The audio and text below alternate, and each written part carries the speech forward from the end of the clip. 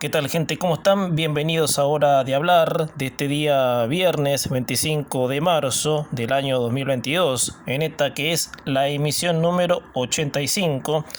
Este programa, como todos los viernes, trata de hacer historia repasando los acontecimientos importantes que ha dejado la misma y, por supuesto, llegar a algún punto de identidad de lo que fue la historia y, por supuesto, de lo que es el cada día, ¿sí? Cuando recordamos acontecimientos no tan agradables como sí, quizás, tanto en el país como en el mundo.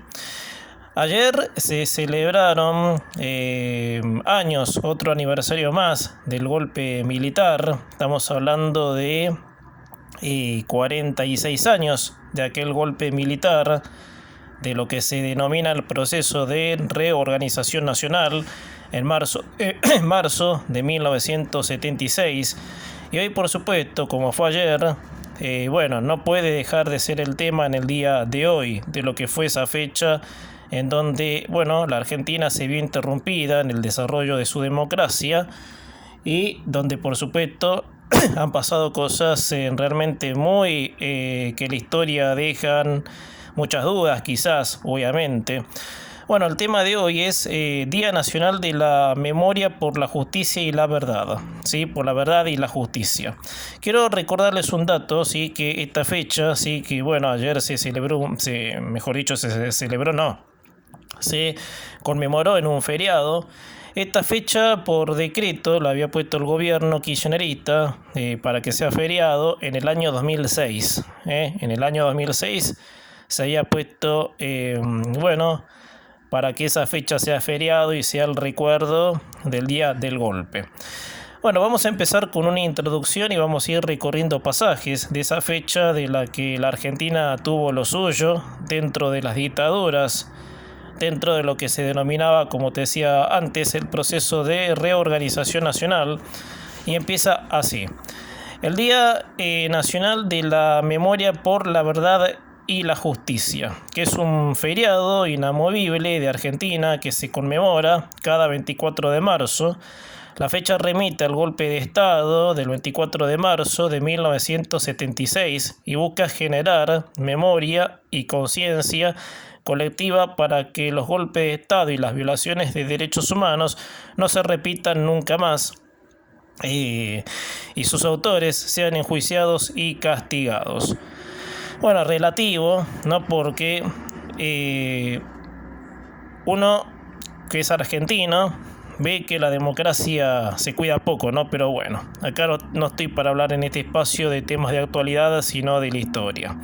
Bueno, veo fotos, sí, en una marcha que se realizó el 24 de marzo del 2006, cuando eran 30 años del golpe de Estado. Bueno, este Día de la Memoria, ¿sí? De que se conmemora el golpe de Estado, y el significado dice: el Día Nacional de la Memoria por la Verdad y la Justicia convoca a hacer memoria para recordar a las decenas de miles de personas asesinadas, desaparecidas, violadas, torturadas y exiliadas que fueron víctimas de crímenes de lesa humanidad, para repudiar el golpe cívico-militar del 24 de marzo de 1976 y la dictadura que impulsó el terrorismo de Estado con el fin de que no vuelva a repetirse. Bueno, si bien hay con esto en discusión de los desaparecidos, que uno no tenía conocimiento qué pasaba, ¿sí? Más allá de lo que se veía a la vista, con gente, con soldados, con policías que te agarraban en la calle por cualquier cosa, para poner un ejemplo, pero el número exacto de desaparecidos nadie lo sabía. Por eso es lo que se cuestiona en lo que es el ente, digamos, mejor dicho, el ámbito de lo que es las abuelas y madres de Plaza de Mayo, ¿sí? Que eso lamentablemente ya no tiene que ver con la dictadura, pero bueno. El proceso de reorganización nacional fue una dictadura cívico-militar que impulsó un régimen de terrorismo de Estado que causó que decenas de miles de personas fueran asesinadas, desaparecidas, violadas, torturadas, secuestradas siendo bebés o debieran nacer en cautiverio. Padecer la sustracción de identidad y sufrir exilio, Las organizaciones de derechos humanos, los sindicatos, el movimiento estudiantil, los movimientos sociales y muchos partidos políticos hacen referencia a los 30.000 desaparecidos que fueron víctimas de la última dictadura y cuya presencia en la sociedad actual se invoca en cada conmemoración al grito de 30.000 detenidos, desaparecidos, presente y ahora. La conmemoración comenzó a realizarse de manera no oficial por iniciativa popular inmediatamente después de que se recuperara la democracia el 10 de diciembre de 1983. A raíz de la realización de marchas y actos organizadas por las organizaciones y derechos humanos y los partidos políticos, en 1998 el presidente Carlos Menem dictó un decreto disponiendo que cada año los establecimientos educativos dedicaran ese día al análisis crítico del golpe y a recordar a las víctimas tanto de la violencia irracional desatada por los grupos armados como de la represión ilegal. En 2002, durante la presidencia del peronista Eduardo Duhalde, una ley estableció la conmemoración oficial bajo la denominación de Día Nacional de la Memoria por la Verdad y la Justicia. En 2006, durante el mandato del también peronista Néstor Kirchner, otra ley estableció la condición del feriado de la fecha. En 2017, el presidente Mauricio Macri de la coalición Cambiemos dictó un decreto de necesidad y urgencia estableciendo la movilidad del feriado, pero fue dejado sin efecto poco después debido al rechazo del peronismo y las organizaciones de derechos humanos. Bueno, esto último es casi, digamos, relativo, ¿no? Porque esta fecha está politizada. Pero bueno, como te decía, no me quiero meter en el tema político de ahora, sino de lo que fue la historia, ¿sí? De lo que ahora, por supuesto, nos vamos a meter. Bueno, lo que significa contexto y significado. El 10 de diciembre de 1983, un gobierno democrático encabezado por el presidente Raúl Ricardo Alfonsín, el radical, ponía fin a la sangrienta dictadura que se había iniciado 7 años antes. El 24 de marzo de 1976, desde que Argentina estableciera el voto secreto y obligatorio en 1912, solo 2 gobiernos radicales elegidos democráticamente habían podido finalizar su ciclo entregando el poder a un gobierno de otro signo elegido por tal vía, el último que fue en 1928. Durante casi todo el siglo XX, 3 ciclos de gobierno radicales y 2 de gobiernos peronistas fueron sistemáticamente derrocados por golpes de Estado que impusieron dictaduras cívico-militares.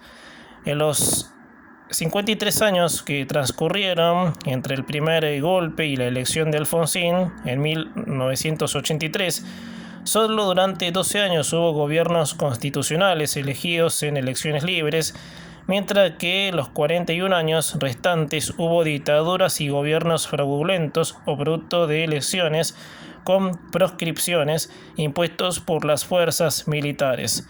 La violencia ejercida contra la población por cada una de las dictaduras fue creciendo a tal punto de que la dictadura que finalizaba en 1983 había recurrido al uso sistemático del terrorismo de Estado, causando decenas de miles de crímenes de lesa humanidad aberrante, incluyendo masivas ejecuciones ilegales, desapariciones forzadas, violaciones, torturas y secuestros de niños para privarlos de su identidad biológica y familiar. Al asumir el gobierno democrático encabezado por Alfonsín el 10 de diciembre de 1983, era muy alta la probabilidad de que pudiera ser derrocado por un nuevo golpe de Estado. De hecho, tanto Alfonsín como su sucesor peronista, Carlos Menem, debieron enfrentar 4 intentos de golpe de Estado. Recién en diciembre de 1990 cesaron los levantamientos militares para derrocar un gobierno democrático. En esos años había una clara conciencia en la dirigencia política argentina y las organizaciones de derechos humanos de que lo que se denominaba consolidación de la democracia estaba íntimamente vinculada con la problemática de los derechos humanos y las violaciones masivas que sufrieron en la última dictadura. Por esa razón, una de las primeras medidas tomadas por el gobierno democrático fue crear una comisión que investigará los crímenes de lesa humanidad cometidos entre el 24 de marzo de 1976 y el 10 de diciembre de 1983, con el fin de elaborar un informe que sirviera de base a una acusación para enjuiciar a las juntas militares que lideraron el autodenominado proceso de reorganización nacional, con excepción de la última que transitó el poder al gobierno democrático. Primeras convocatorias el 24 de marzo. Bueno, acá estamos viendo fotos, por supuesto, bien de la época, ¿no? Por entonces el intendente de Rosario, radical Horacio Usandizaga,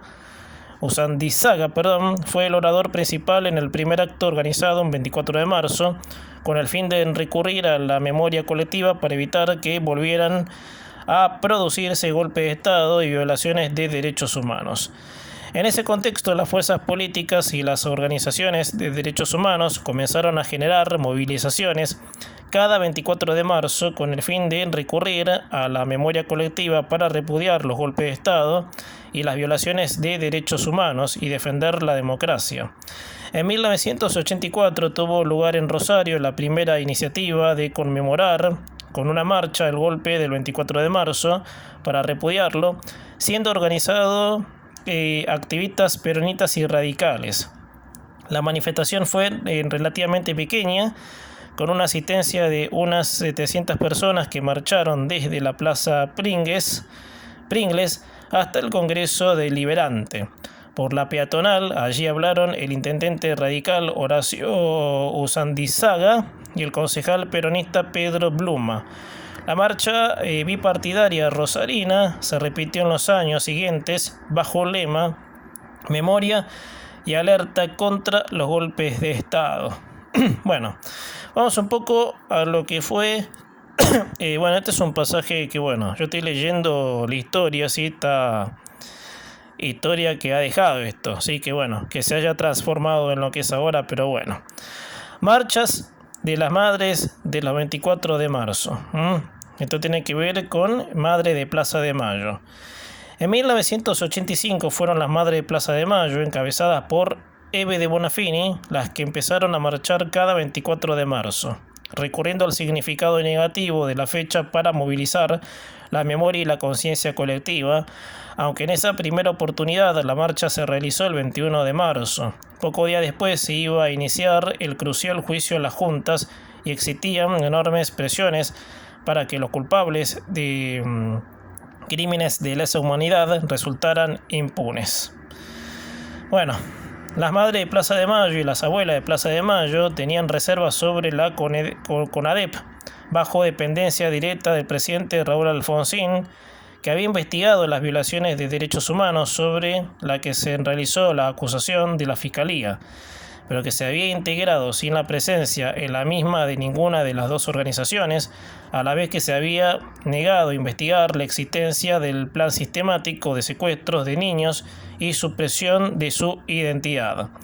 Por otra parte, las madres y abuelas estaban disconformes con la calificación genérica de muchas de las personas como terroristas, siguiendo la teoría de los dos demonios, así como de la omisión que la CONADEP hizo de la actuación política de las personas desaparecidas y torturadas, y sostenían que el mejor homenaje que se les podía hacer era dar a conocer sus ideales en pos de un mundo más justo y reivindicar la lucha que dieron contra la dictadura. Las marchas de las Madres de Plaza de Mayo tendrían ese objetivo central: reivindicar la lucha y los ideales de los desaparecidos y presionar para que hubiera juicio y castigo a los culpables del terrorismo de Estado. Uno de los momentos cruciales y más emotivos de esas primeras marchas del 24 de marzo, que luego fue adoptando generalizadamente, fue la invocación masiva de las personas que habían desaparecido bajo el siguiente grito multitudinario: 30.000 detenidos desaparecidos presente, ahora y siempre, ahora y siempre, ahora y siempre. Las marchas del 24 de marzo fueron concebidas desde un inicio como un espacio público de expresión popular directa dirigido hacia las autoridades para impedir o denunciar en cada momento histórico las maniobras de corrupción de las instituciones republicanas que pudieran llevar a la impunidad por la violación de derechos humanos tanto durante la dictadura como en democracia. La primera marcha realizada en 1985 fue realizada de cara al inminente juicio a las juntas. La marcha fue realizada bajo el lema de Pido Castigo, tomando de la invocación de Pablo Neruda, realizada en su poema Los enemigos. Durante la misma, Eve de Bonafini criticó que el presidente Alfonsín hubiera excluido la última junta militar del juicio. Denunció que las autoridades tenían la intención de limitar al mínimo las condenas y juicios por delitos de lesa humanidad y exigió que fueran enjuiciados y castigados todos los culpables. En los años siguientes se produjeron varios planteos y sublevaciones militares realizadas por los llamados carapintadas, que lograron que durante los gobiernos de Alfonsín y Carlos Menem se sancionaran una sucesión de normas. Ley de punto final, ley de obediencia debida e indultos que consagraron la impunidad sobre la que había alertado Bonafini. Bueno, el decreto que se firma, ¿sí?, el 314 de 1998, ¿sí?, en el Día de la Memoria de 2004, el entonces presidente Néstor Kirchner ordena bajar las fotografías de los dictadores que estaban colgadas en el Colegio Militar de la Nación. En 1998, el presidente peronista Carlos Menem dictó un decreto disponiendo que cada año los establecimientos educativos dedicaran ese día al análisis crítico del golpe y a recordar a las víctimas tanto de la violencia irracional desatada por los grupos armados como de la represión ilegal. Eso, por supuesto, fue lo que había dicho Carlos Menem en su momento. Bueno, en el 2002, en la ley 25.613, movilización de Buenos Aires, Día Nacional de la Memoria, estas son fotos. El 2 de agosto de 2002, durante la presidencia del peronista Eduardo Duhalde, el Congreso de la Nación Argentina dictó la ley 25.633, creando el Día de la Memoria por la Verdad y la Justicia, con el fin de conmemorar a las víctimas sin darle categoría feriado. Ley 26.085 de 2006. En 2006, el presidente peronista Néstor Kirchner presentó al Congreso un proyecto de ley para que la fecha se convirtiera en un día feriado e inamovible. La ley fue aprobada con el número 26.085 con el voto mayoritario en ambas cámaras del Frente para la Victoria y el voto negativo o la abstención de la oposición de entonces, que era la Unión Cívica Radical, PRO, la coalición cívica ARI, Partido Socialista. Algunas personas referentes del activismo por los derechos humanos, como el Premio Nobel de la Paz, Adolfo Pérez Esquivel y Nora Cortiñas, presidente de Madres de Plaza de Mayo, línea fundadora, así como la Asamblea Permanente de los Derechos Humanos, se opusieron al proyecto. DNU disponiendo la movilidad en 2017 y la derogación inmediata. En 2017, el presidente Mauricio Macri de la coalición Cambiemos dictó un decreto de necesidad y urgencia estableciendo la movilidad del feriado, pero 12 días después lo revocó por otro DNU debido al rechazo del peronismo y las organizaciones de derechos humanos.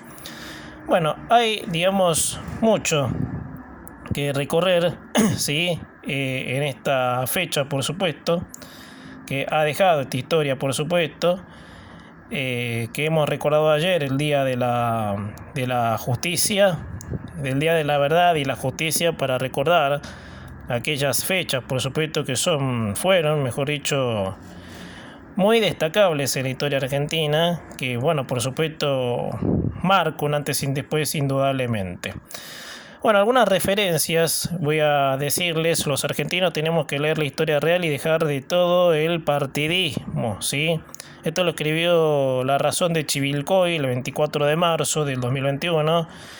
Bueno, la comunidad LGBT reivindica el uso del número simbólico 30.400 personas desaparecidas debido a la omisión en el informe Nunca Más de la CONADEP de los más de 400 casos de personas desaparecidas recopilados por la comisión. Yo quería buscar un poco de lo que fue. Esto fue del 24 de marzo, que es el acto, ¿sí? Que, bueno, conmemora, ¿sí? Lo que es la dictadura, la fecha que ayer, por supuesto, hemos recordado. Bueno, con esas consignas, ¿no? Como les vengo diciendo, ¿no? Nunca más, y para eso debemos tener, por supuesto, mucha relación, ¿sí? Con comprometernos con ese nunca más. Bueno, 24 de marzo de 1976, una nueva sublevación militar derrocó a la presidenta María Estela Martínez de Perón, instalando una dictadura de tipo permanente, Estado burocrático autoritario, autodenominada Proceso de Reorganización Nacional, gobernada por juntas militares integradas por 3 militares, uno de cada fuerza. Bueno, a ver si te cuento un resumen, ¿sí? De quienes por supuesto integraron la dictadura del 76. Bueno, los comandantes de las 3 Fuerzas Armadas, Jorge Rafael Videla, Emilio Macera, Orlando Agosti, junta militar, derrocaron al gobierno constitucional de María Estela Martínez de Perón, quien asumiera la presidencia tras la muerte del general Juan Domingo Perón el 1 de julio de 1974. Ese, por supuesto, es, los milicos, obviamente, que han pasado, obviamente, y el por qué y cómo hicieron para, armar el golpe que terminó con la democracia en esa época. Buena semana, amigos. Hasta acá hora de hablar. Les mando un abrazo para todos y el próximo viernes seguimos haciendo más historia aquí en Hora de Hablar.